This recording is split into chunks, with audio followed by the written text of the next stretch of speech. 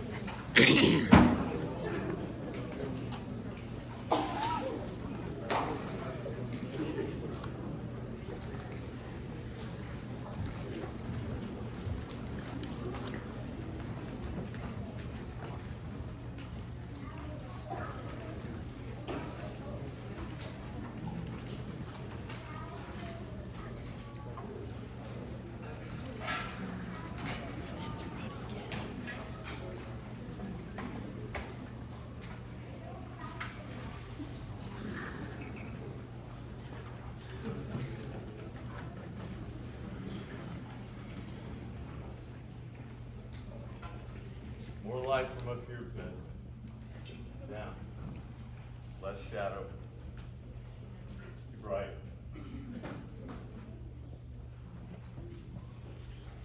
You'll see here.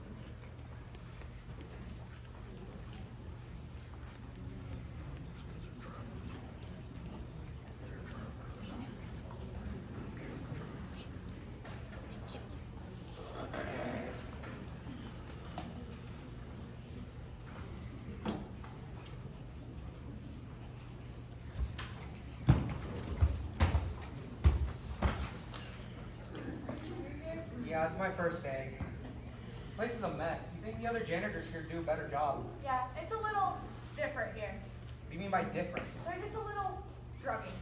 Rummy? Drummy. What do you mean by drummy? Well, as you can tell, they leave their stuff everywhere and don't clean up after themselves. Well, then I guess it's up to us to get this place cleaned up. Let's go. Hey, you want to hear a joke? No? I'm telling you anyways. What's a pizza's favorite naan? What? A garlic naan. Turn off.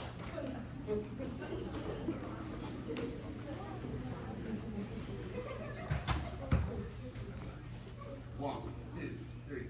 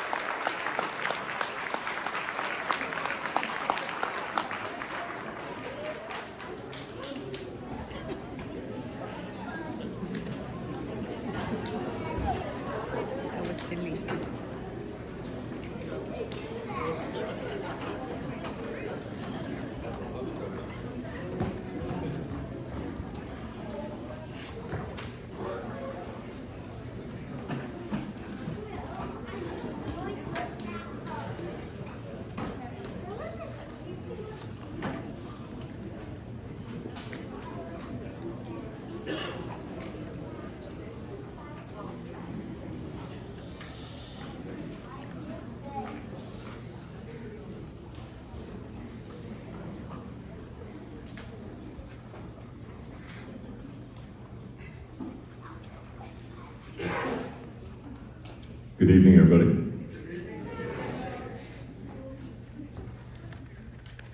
Kids are doing great, aren't they? Yeah.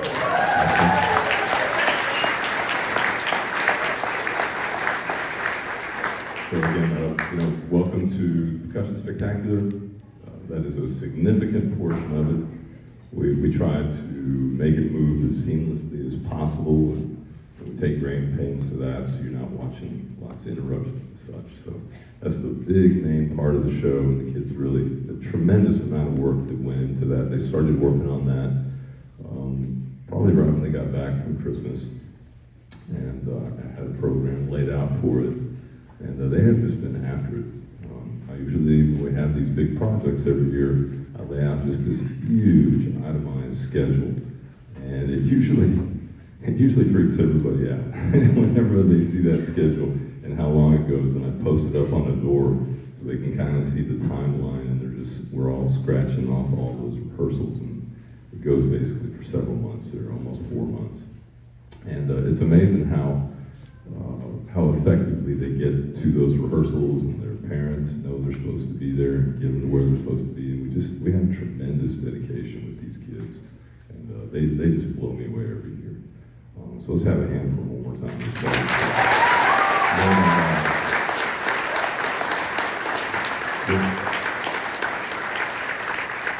So we haven't had a percussion spectacular in about 5 years. We were supposed to do one. We were supposed to do one in 20. Oh shoot, I don't even remember now. But it was just before the pandemic. We were getting ready to do that, and obviously that all kind of went away. We didn't get to do that, and we were really looking forward to it. And we hadn't done one until we hadn't done one we did one in 2018, and we were trying to alternate them. That's kind of our philosophy, to kind of keep it fresh and get everybody doing a lot of different, a nice palette of different things to do. For a while there, when I first got here, about 11 years ago, when I started here, so I'm fixing to wrap up my 11th year here at Alstyne. It's been great. Thank you.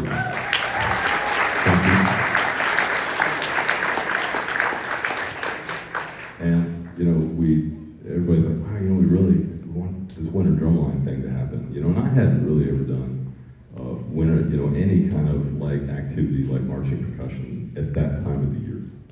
For me, what I was used to doing was putting together these big shows in the fall and having these big drumline throwdowns. And that was kind of what I was used to. So I had always wanted the kids to be doing this kind of stuff in the spring. So it's good for them. As you can see, there's a very varied discipline of things that they have to learn to do. That goes far beyond marching percussion. So I was a real believer in that. But here they were just like, wow, we really want to do this, So we kind of put it together, and I said, okay, we'll do it. We did it. We had a very successful, first season. We cobbled together this motley crew of, non-percussionists, or hardly any drummers in that group. And we did all that 11 years ago, and they won a championship that very first year, and they were amazing. How far that came, and then we just kept doing it. After that, it was on, and we did about 3 or 4 shows in a row. And I finally said, we gotta take a step back. We need to do more than just this. I never intended it to be that way. I want the kids to do more. And so we had a big meeting, and everybody was aghast that we were going to do winter drumline that year. And I said, we'll do it every other. Okay. And sure enough, that first percussion spectacular was really spectacular, and everybody just fell in love. So we've been alternating it. It's been a while since we've done it. And I'll tell you, just like we all went through that time period where we canceled the show because we couldn't come back, we went through a lot of difficulty too, with the program. It affected everything about everything, as everybody well knows. And it's amazing to me to look at it now, having done this. Last year we finally did Winter Drumline again. There's been a big break with these activities. Kids put together a phenomenal show. The kids that were still with us kept it going, and I really have told everybody I credit those kids with keeping the tradition of Alstyne percussion and excellence alive, and they drove it forward, and you can see that it's growing, and it's in a very, very healthy place, and I'm very much looking forward to that. I few people I'd like to talk about real quick. We've got a private lessons instructor here. Her name is Shanna Mann. Shanna, just raise your hand somewhere. Shanna's in here in the audience somewhere. Everybody give a hand to Shanna. Shanna is fantastic. I just love her to death. She is so encouraging to the kids, and I just love what she does. I'm just a very big believer in Shanna, and she's so talented. She's going to be a new mother very soon, like within probably the next month. So everybody give her a hand for that. That's very exciting. And she still comes around and gives lessons, you know, and she's going right through it. She's doing fantastic. I'd like to really quickly thank all of my colleagues in the band department. Okay, you know, Sheena Mezier, okay, Ashley Works. Everybody's incredibly supportive. Let me say a quick word about Tim Fulton. Tim is fantastic about supporting these things. Tim really wants the percussion department to flourish, and he and I had that conversation 11 years ago, and it was a very upfront conversation, and we agreed that this is what we wanted to do, and he has not budged a tiny bit on that commitment, and you can see how much the kids have really flourished with that. So, big round of applause for Tim and all the great things he does. Very well deserved. We have Brent Wood, our choir director, has been helpful. You'll see later on in the show, the middle school treble choir is going to help out, and he was really jumped on the opportunity to help with that. They are going to get up on the stage and sing their hearts out. Okay, and you will see them do that. We haven't really had a chance to get them up here, so everybody think really good thoughts about how they're going to get on that back platform back there. Hopefully nobody trips and rips down that curtain. That would be fun, wouldn't it? So we're all going to keep our fingers crossed that works out. So, you know, thank you to Brent. I appreciate his enthusiasm in wanting to do this project. And, you know, he's here on a night where he would normally be doing something else, but he's here where we're drumming like crazy. He's going to bring his kids up here and be the sprinkle on top for that. So I appreciate that. Jeremy Stein, our theater director, let's give a big hand for him. Jeremy's fantastic. You know, he and I really commiserate with a lot of stuff. I love him as a person. He's really into Western stuff, and he does all kinds of reenactments. In fact, he was, what was that? Was it that show? It was a spin-off of like Yellowstone. Was it 1883 or something like that? Yeah. Well, he's in it. And he's in that bar fight scene early on in Fort Worth. He's in there, so look for him. So he does that kind of thing. And I'm really into all that kind of stuff, you know. And I got the hat and all. And he and I love that. Well, he's been very helpful. He set up the lights for me in the back. Anything I need, he gets his kids to set all these things up. Let's hear real quick for Ben Smith. He's running lights up there.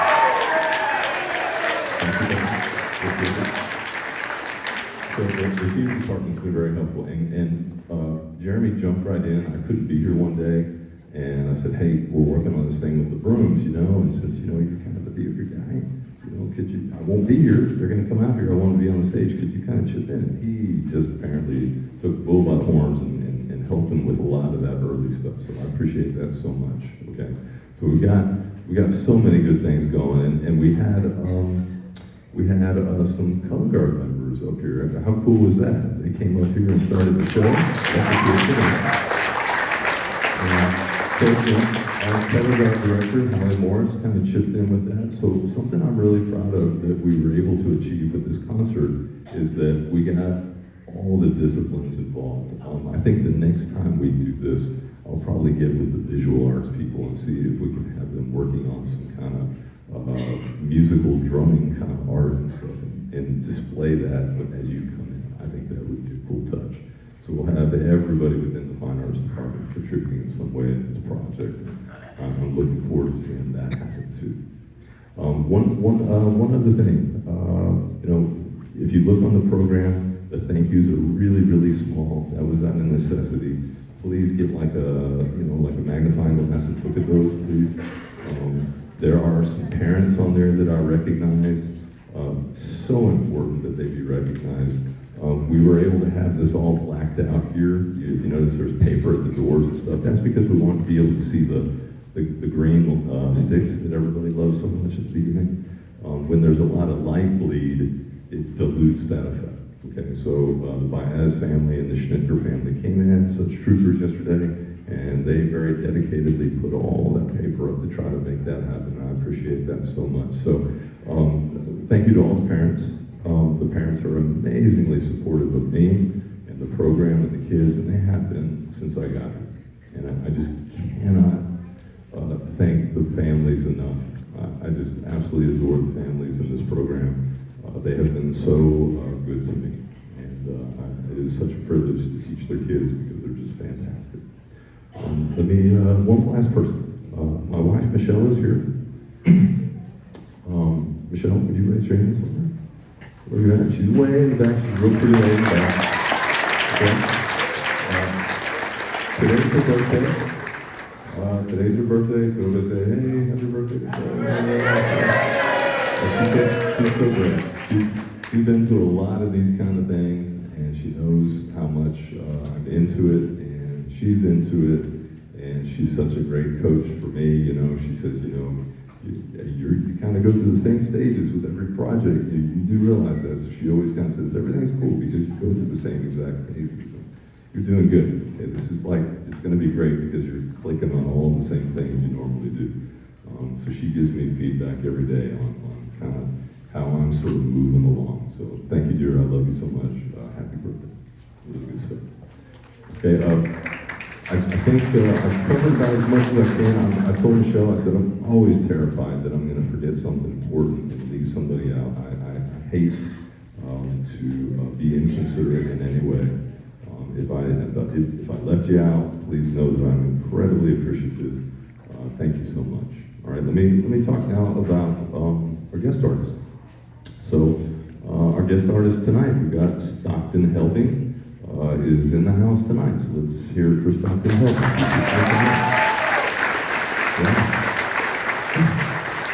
We've had some amazing guest artists.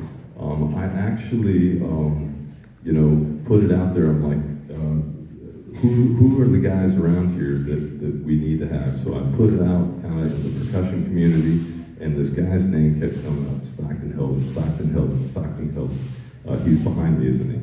Yes, he is.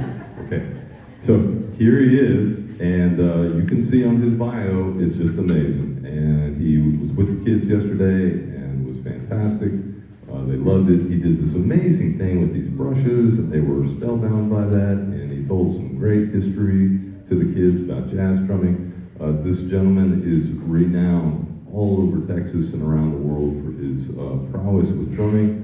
And I think he's going to put on a phenomenal show for you. So without further ado, the great Stockton.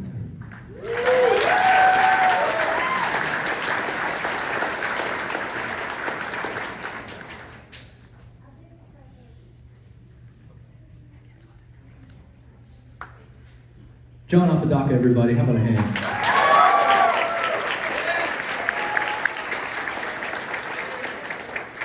Well, I'm really excited to be here.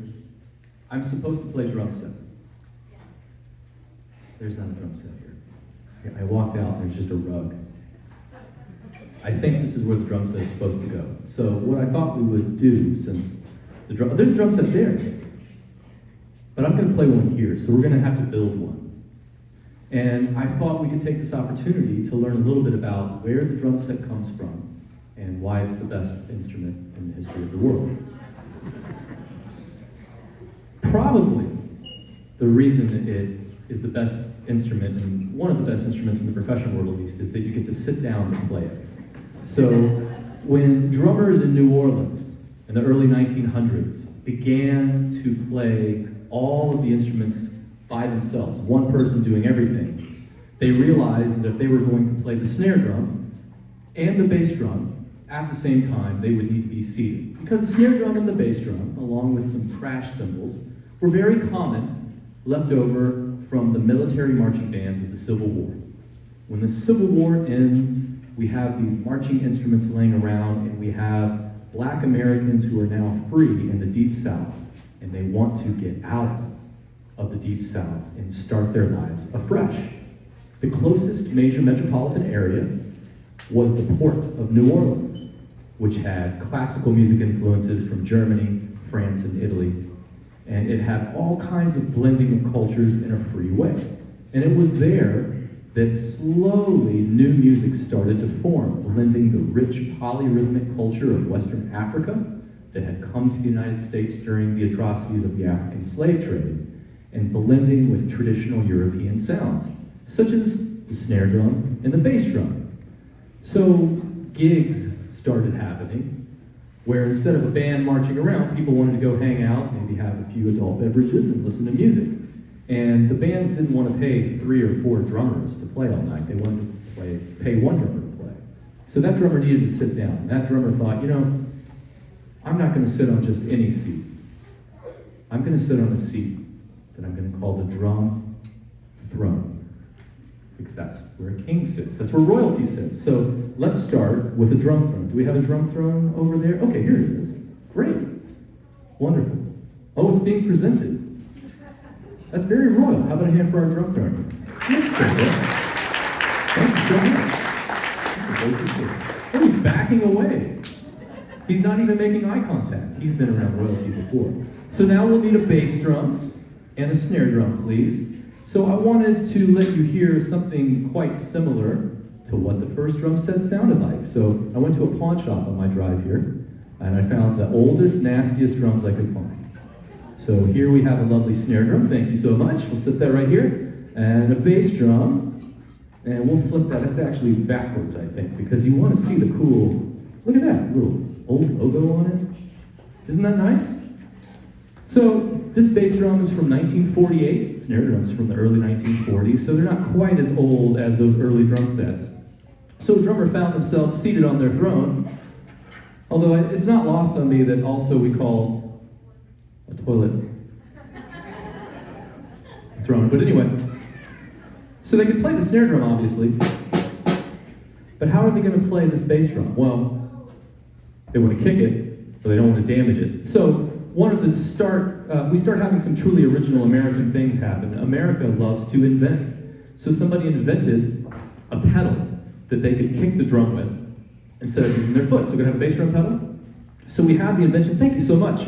As early as 1890s, we start seeing some sort of pedal. That's why bass drum pedals have what we call a beater. It looks very similar to the instruments we've been seeing on concert bass drums. And now a drummer can be seated and can play their instrument with their foot.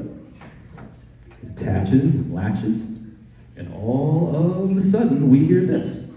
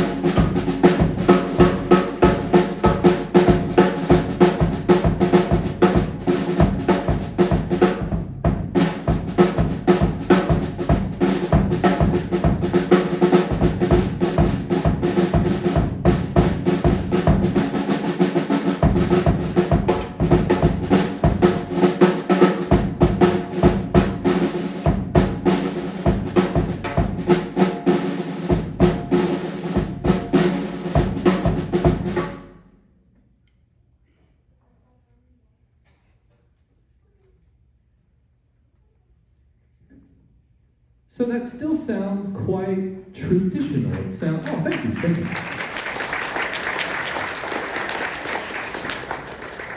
Still though, sounds kind of similar to marching bands, doesn't it? We start hearing things swing a little bit, going from bass in groups of 2 to groupings of 3, which is the distinct African influence on rhythm. So this could get pretty boring though. I mean, it might have been fun for a minute or two of that, but if you had to listen to that all night long, you want variety. So drummers started looking at other things they could bring into their situation to explore new sounds. There were several sounds that were already being used a lot in vaudeville or minstrel shows throughout the United States.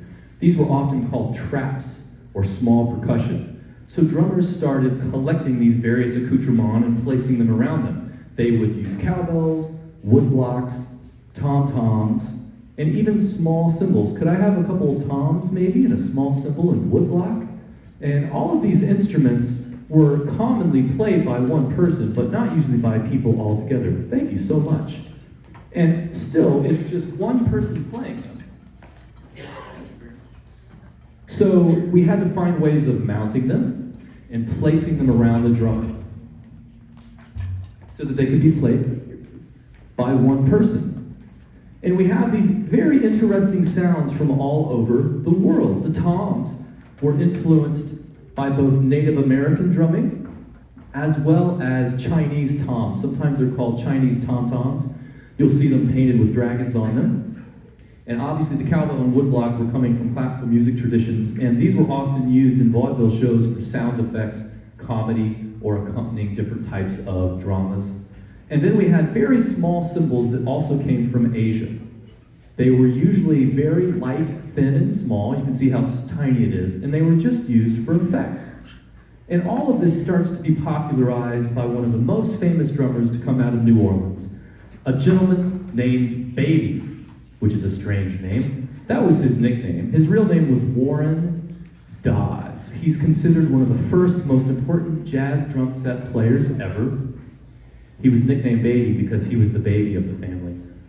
As a fun aside, his older brother Johnny was a famous clarinetist with Louis Armstrong, who played such filthy blues on his clarinet, he was given a nickname of Toilet.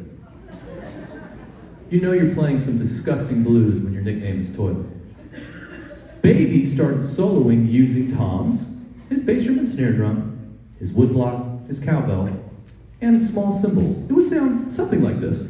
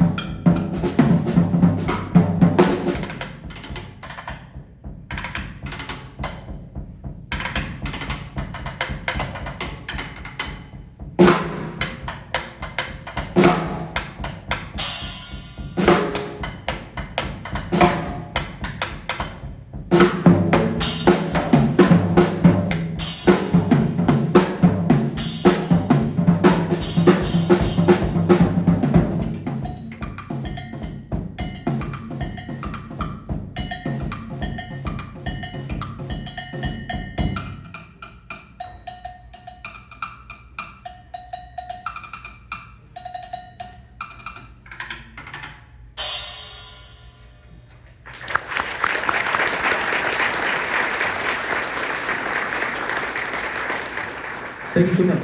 So it starts becoming a little more interesting and maybe starts sounding a little more familiar. And true to American form, people start trying to invent additional contraptions or machines to allow drummers to play more things. Because the one thing that's really missing is you'll notice that this foot's not doing anything other than just tapping around. So people pretty quickly realize, well, let's give that foot something to do. What if we create a machine that could play cymbals? At first, it's an invention called a low boy because it was very low. The cymbals were near the floor. That's where the old slang for this instrument is of sock cymbals. They were cymbals down by your socks. But over time, the stands got taller and taller, and now they go by the name of hi-hats. So could I have some hi-hats, please?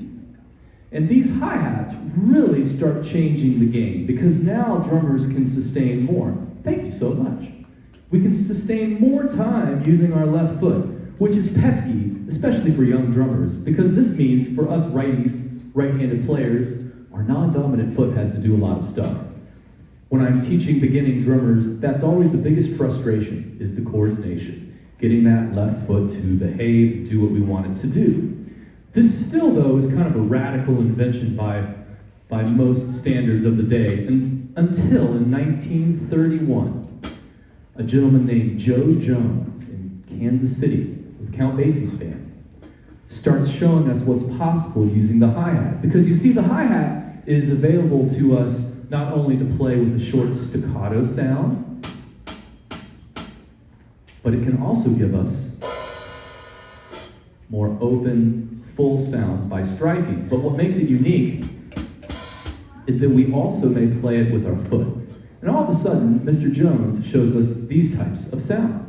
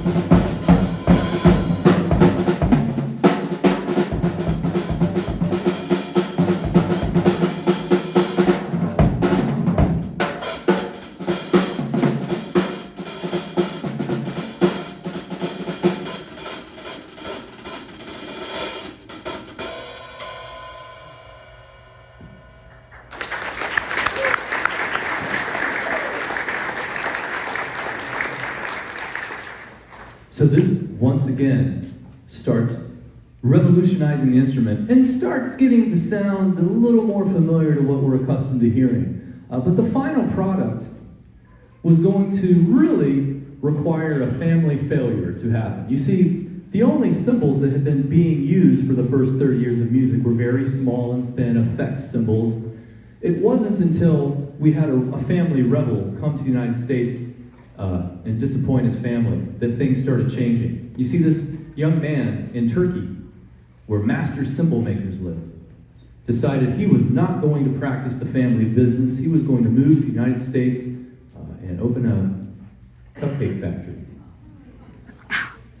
Have you had any Turkish cupcakes? Exactly. As you can imagine, his cupcake factory failed. So he had to do what all of us do when we screw up. We call our parents and ask for help. And he calls his parents, and his father's like, okay, I will come to America and we'll practice the family business of making cymbals. And they start making larger cymbals that sound beautiful and are thick enough that we can play time patterns on them without them sounding too annoying. And this family's last name is well known. It's Zildjian. And Zildjian cymbals in the family have been making these products for 3,000 years. It's crazy. So all of a sudden, we have a master cymbal creator living in the United States. And the Zildjians were a dark-skinned people from Turkey where they had been discriminated against for their dark pigmentation. And this made them keenly sensitive to what black American jazz drummers were dealing with in the racism and discrimination that they were living in the 1920s going into the 1930s. So they forged these early relationships with giving cymbals, their brand new created cymbals, to jazz drummers to practice with and innovate. So we start getting what are called ride cymbals. Could I have the rest of those cymbals, please? So these cymbals all of a sudden, unlike these tiny little guys that are only 6, 8 inches in diameter, these become quite large, from 20 inches to 22 inches at times. And they arrive with the ability to sustain time in a way that starts sounding a little more transparent. And that, as always, leads to musical innovations. And it's the last gentleman I'll speak of. His name is kind of funny. We know him lovingly by his nickname, Klookmop. K-L-O-O-K-M-O-P, Klookmop. His real name was Kenny Clark. But he came up with a very original way of playing thanks to the innovation of having cymbals, where he would play time on his cymbals and use his snare drum and bass drum to comp, which means accompany or complement what was happening around him. And he would often use an innovative idea that sounded like this. And when he got fired for these innovations by his band leader, Teddy Hill, he said, "I have to let you go. I don't know what you're doing. All I want to hear is that bass drum." And he said, "But every time I hear you play, you're just playing Klookmop all the time. Klookmop, Klookmop." Because of Kenny Clark and his Klookmopping, jazz drumming became this.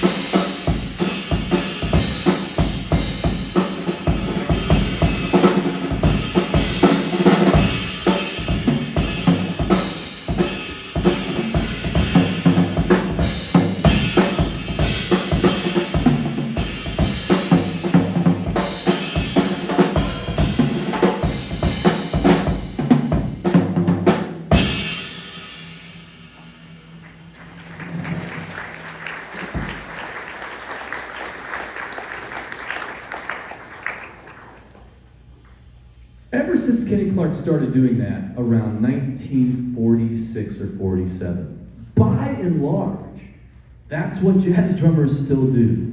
We play basic time using our larger cymbals in our left foot, and then we use our left hand and our right foot, and all the other pieces of the drum set to complement the music. And this, of course, grows into all the common styles of music we hear on the radio today.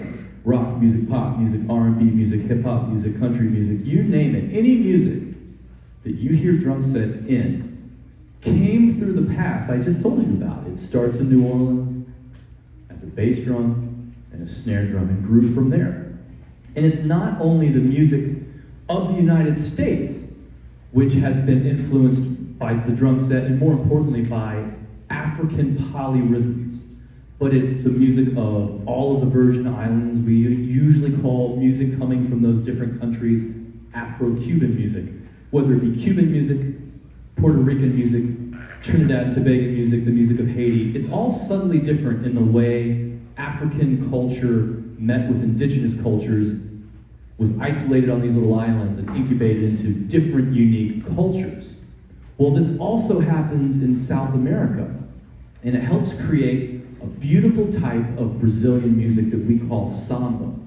This is usually used in a festival time of year in Brazil. They call it Carnival, going all the way back to the 1600s. And we hear the same rich rhythms that helped create drum set playing in New Orleans and helped create jazz music that led to all of the popular forms of music.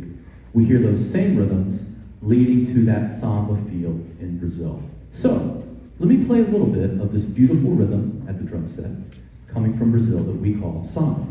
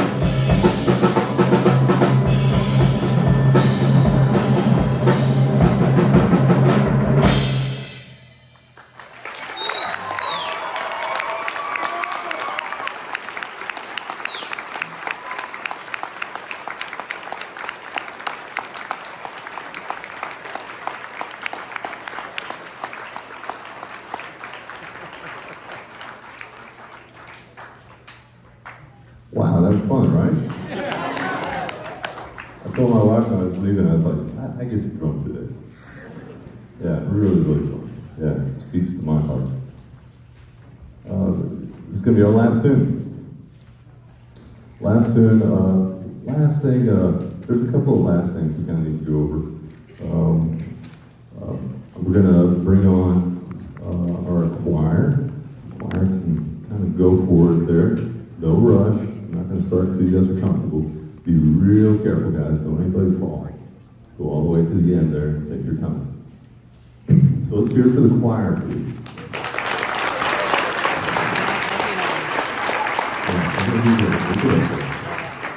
Okay, we're going to bring on a bass player that I just absolutely love this guy. I've gotten to know him. He's in my theory class. Seen him in bands and everything. His name's Colton Roush. He's coming back.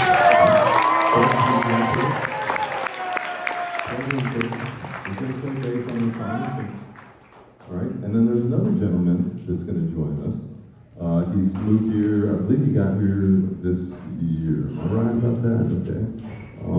I think he's a very, very strong talent on his instrument. I've been watching him, I'm like, that guy's got it. Okay, he's got something. And he's going to continue to develop it, I think. I was like, hey, you there? He goes, yes. You want to play a solo on our show? He goes, sure, absolutely. So he did not shirk at all. And his name's Dylan T. Okay, come on up, Dylan.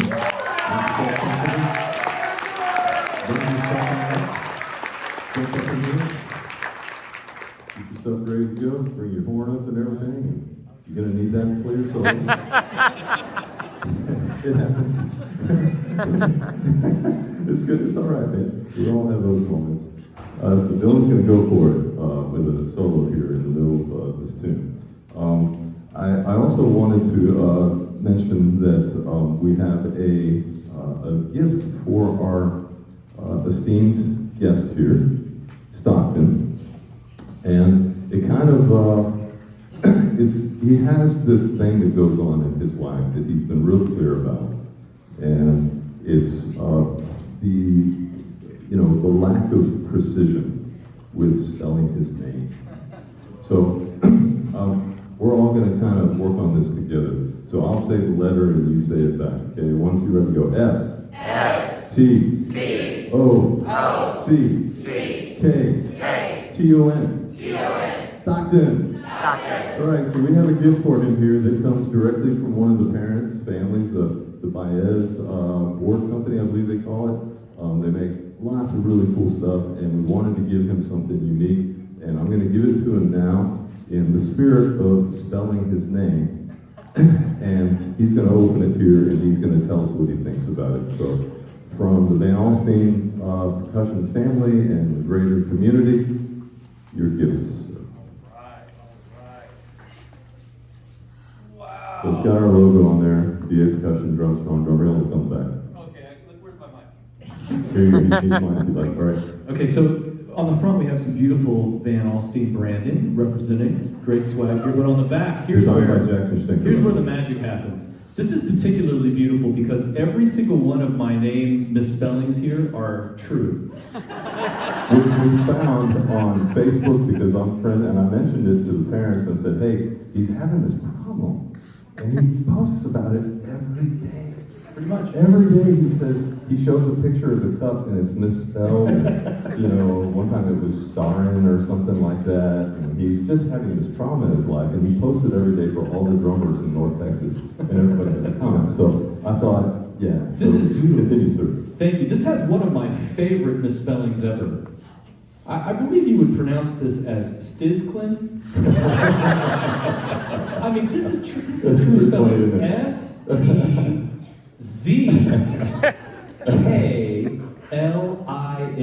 I really got that. So Now, we stalked his page, so this is great. Thank you so much. Thank you. You're welcome, I sir. love this. I love it.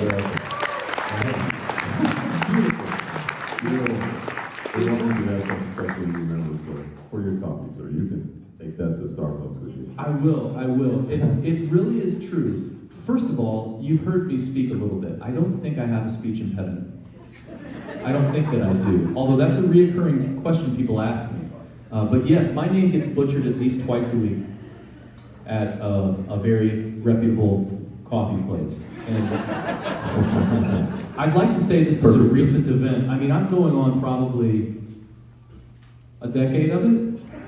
One time I took my family to Starbucks, to this reputable coffee place. And this was back when they hand wrote everything. And so my wife and my 2 children, they all got a beverage, and they wrote my name on every cup, and they misspelled it differently on every cup. And often people ask, and I know you're wondering. I don't know what's up there, because it's not that hard. It's not that hard. My name's Apodaca, everybody calls me Mr. Rich. That's good, I should go with Yeah, that. I don't know. Well, what do you think the worst ever that I've received is? Oh, he's gonna tell It's us. not Stickman, I would have loved that. Yeah. Hold I'm on. telling you, this is the worst ever. People are like, oh, no way, what's the worst you've ever gotten? Here it comes. Satan. S-A-T-A-N. I don't know. I know, and I don't know, but first of all, thank you so much for this. This is so generous. I'm going to drink out of this and rejoice in the proper spelling of my name on a daily basis. It's not that I am addicted to coffee, it's that if I don't drink it, I'm sick. Good stuff. Oh, wait. Drink lots of it. Wait. Hey, it's been such an honor spending yesterday and today here with these wonderful students. How about a hand for all of these wonderful young people?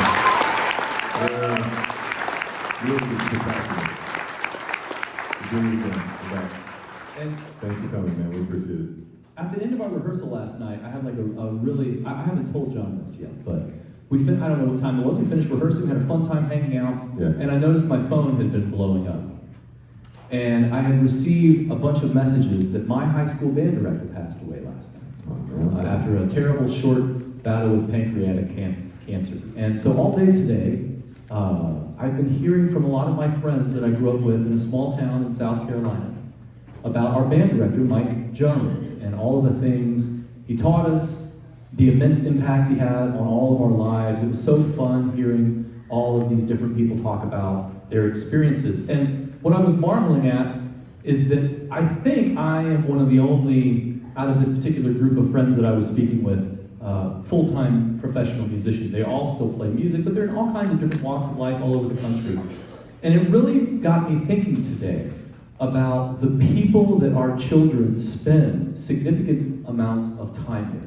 I have children of my own. I'm so thankful for the educators that spend time with my kids. And I did not know John prior to this engagement, and it has been such a joy watching him work. And my most favorite thing, other than the excellence in percussive education that these young people are getting, is his passion and heart for these young people. He really cares about them. And that is not something you always find. And the influence that he's having on these young people is so don't have that for everybody.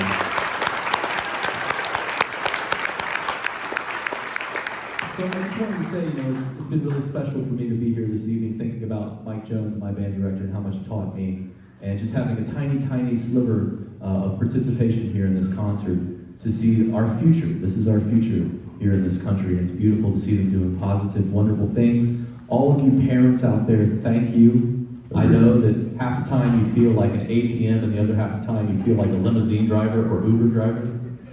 But what you're doing is helping these young people learn things that will give them positivity no matter what career they choose. So thank you so much. Thank you to all the administrators and other music educators in the room. I know how hard you're working to support these young people, and it's often a thankless job. So thank you so much. We got one more tune to play for you, I think. Thank you for letting me be here tonight, and thank you for my cup. I love it. Thank you. It's okay. Just to work around the front here, you can kind of face all of it. Are you cool there? You want to conduct from there, sir? I mean, you want to conduct from there, you're fine. Or you can come up front if you like. You feel like they'll all see you better. Good? Okay. All right, guys. We're going to play one of my favorite tunes. I know you guys know it. Santana really popularized it. It's a Tito Puente tune, Oye Como Va. It's kind of a Van Alstyne percussion classic that we've really indulged in over the years. So we're going to rock out with this one here at the end.